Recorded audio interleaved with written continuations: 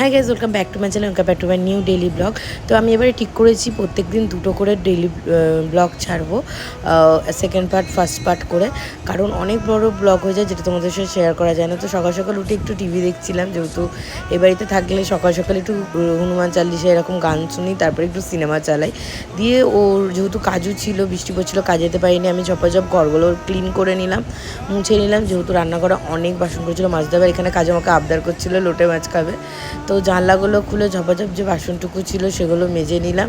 তারপরে ভাত বসিয়ে দিলাম, ভাত আর আলু সেদ্ধ বসিয়ে দিলাম। এখানে চালটা ধুয়ে নিলাম ঝপাঝপ।